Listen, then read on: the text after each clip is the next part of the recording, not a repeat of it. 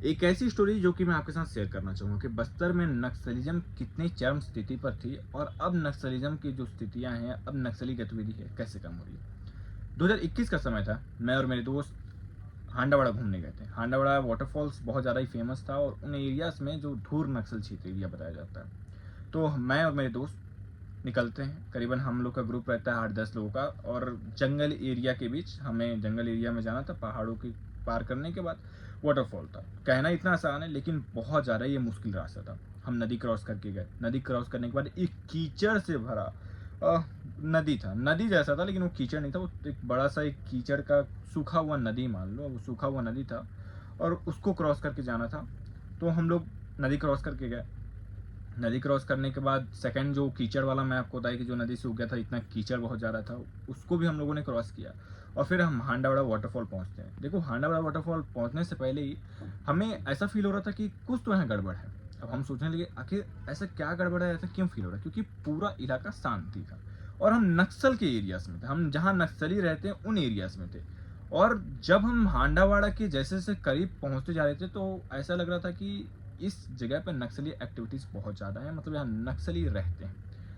पेड़ों पर साफ साफ धमकी लिखा हुआ था कि अगर कोई पुलिस वाला यहाँ आएगा तो उसको मार दिया जाएगा, पुलिस वालों के लिए धमकी लिखा हुआ था और प्रतिबंधित क्षेत्र लिखा हुआ था। प्रतिबंधित क्षेत्र पुलिस होंगे तो पुलिस अगर पुलिस वालों को यहाँ मार दिया जाएगा। और प्रतिबंधित क्षेत्र ब्राह्मणवाद को लेकर नक्सलियों के अंदर जो हिंसा है, नक्सलियों के अंदर जो गुस्सा है, वो सब चीज़ें दिखने को आ रही थी। और कहीं ना कहीं हम सारे दोस्त घबराए हुए थे कि ये हम लोग कहाँ पहुँच गए, ये किस इलाके में हम लोग आ गए। अब बहुत डर था लेकिन अब निकल चुके थे और दोस्त अब साथ में थे। अब सोचे थे कि अब आए हैं तो घूम के जाएंगे। तो हांडावर वाटरफॉल जैसे जैसे हम पहुंचते गए वैसे से दिल तो हम लोग का धक धक करते रहा, क्योंकि रास्ते में जो हम लोगों ने इतनी सारी नक्सलियों के जो बता दो कि पेड़ पे चिपकाए हुए जो नोट्स पड़े थे ना कहीं उसको देख कर हम लोग की हालत खराब हो चुकी थी। अब हम लोग हांडावाड़ा वाटरफॉल पहुंचते हैं तो एक बूढ़ा व्यक्ति आता है। बूढ़ा व्यक्ति आता है और पूछता है कहाँ से हो तुम लोग।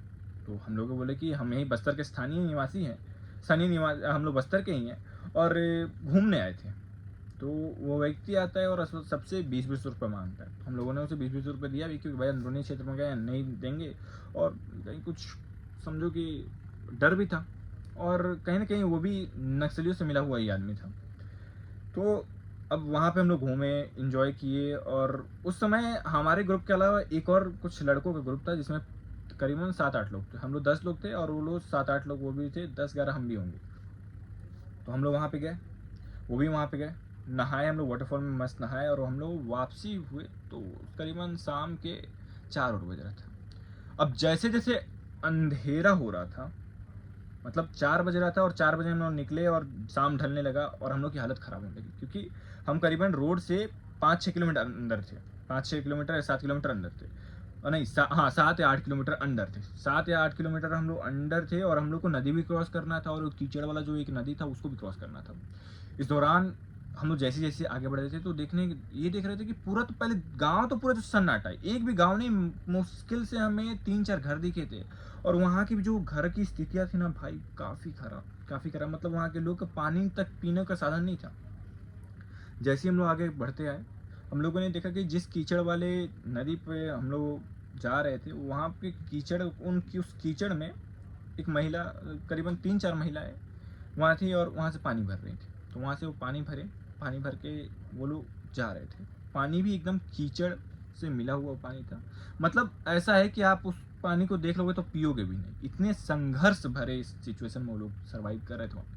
लाइट उठ की कोई सुविधा नहीं, कोई लाइट वेट नहीं। समझो कि अगर किसी को वहाँ पे कुछ हो भी जाता है तो उसको रोड तक लाओगे तो उसकी जान चली जाएगी। ये सिचुएशन ऐसे, रोड भी नहीं थे, रोड भी नहीं थे, रोड भी नहीं थे। वो एक छोटा सा, समझो कि जब कहीं जंगल में जाते हो तो एक छोटा रास्ता गया होता है, वैसे ही बना हुआ था। तब हम लोग धीरे धीरे वापस आ रहे थे। जैसे जैसे शाम हो रहा था हम लोगों की हालत ख़राब थी, क्योंकि नक्सल एरिया था भाई और शाम के समय गांव में रहना सेफ नहीं था, बहुत डेंजर था उस वक्त। अगर हम लोगों को कोई नक्सली मिल जाता है तो कहीं ना कहीं डर था कि कोई ऐसा नक्सली ना मिल जाए, कहीं कुछ हो ना जाए, बहुत ज़्यादा डर था। तो जैसे जैसे शाम ढल रहा था हम लोग की हालत ख़राब हो गई और जो हम लोगों ने देखा कि वहाँ के लोग कैसे सर्वाइव कर रहे हैं, देख के मुझे अंदर से बहुत बुरा लगा। कीचड़ का पानी पी रहे थे वो लोग, सोच के देखो ये स्थिति। कीचड़ की पानी वो लोग पी रहे थे, पीने के लिए वो लोग के पास पानी की सुविधाएं भी नहीं थी। अब क्या हुआ कि हम सारे दोस्त आ तो रहे थे, अब शाम का समय हो गया था, करीबन 5 बज गए, 4 से 5 बज गए हम लोग को आते, और 8-9 किलोमीटर नहीं 10, हाँ 10 किलोमीटर का वो रास्ता होगा, 8-9 किलोमीटर 10 किलोमीटर का वो रास्ता होगा, अंदाज़ा नहीं कितना था, तो उतना ही था, 8-10 किलोमीटर का रास्ता था। और हम लोग जैसे ही धीरे धीरे आगे बढ़े, अब शाम का समय ढलते जा रहा है, हमारा दिल भी धक धक करते जा रहा है कि हम लोग भगवान से प्रे कर रहे थे, भगवान कैसे भी हम इस सिचुएशन से निकले, क्योंकि भाई नक्सलियों का प्रेस नोट हर जगह लगा हुआ है, और सोचो कि नक्सलियों का प्रेस नोट आप पढ़ रहे हो और सीधे आपको मौत दिख रही है, मतलब कहीं ना कहीं मौत दिख रही है, तो हम लोग सोचे कि कहीं कुछ हो जाए तो हम लोग कैसे क्या करेंगे, किसी को कुछ हो जाए, पकड़ ले, हमारे साथ कुछ हो जाए, सोचो ये ऐसा डर का माहौल बनता। और जैसे जैसे रात हो रही थी, यानी कि समझो से 5 बजे, अब 5:30 हुआ, और हम लोग एक ऐसे जगह पे गए जहाँ रास्ता ही खत्म हो गया, गलत रास्ते पे चले गए थे। अब हम लोग की भाई पूरी तरह से हालत खराब की, अब हम लोग कैसे घर पे जाएंगे, अब हम लोग कैसे घर जाएंगे। और करीबन उस टाइम हमारा जो ग्रुप था करीबन 10-11 लड़कों का, और जो बाकियों के लड़कों का ग्रुप था 8-9 लड़कों का, उन लोग का, वो दोनों हम लोग मिल गए थे। और भाई करीबन 6:30 बजे हम उस जंगल से, हम उस एरिया से बाहर निकले। जब रोड पे आए ना, तो लगा कि साला ज़िंदगी हमें वापस मिल गया है, और भागे हम लोग वहाँ से। मतलब सोचो वो स्थिति कैसी होगी। घर हम लोग पहुँचते पहुँचते करीबन 9 साढ़े 9 बज गया था, 9 साढ़े 9 10 बज गया था। और घर आते ही जब मैं बैठा, पिताजी को मैंने ये बात बताई कि ऐसी सिचुएशन था, ये ऐसे ऐसे, तो पिताजी मेरे समझाए कि एरिया उस समय की बात है, पिताजी बताए कि वो एरिया जाने लायक सही नहीं था, वहाँ पे नक्सली बहुत ज़्यादा एक्टिव। और जैसे ही हम लोग आए उसके दूसरे दिन वहाँ ब्लास्ट हुआ। सोचो ब्लास्ट हो गया वहीं पे, जिस वाटरफॉल में हम लोग घूम के आए थे उस वाटरफॉल में ही नक्सलियों ने ब्लास्ट किया।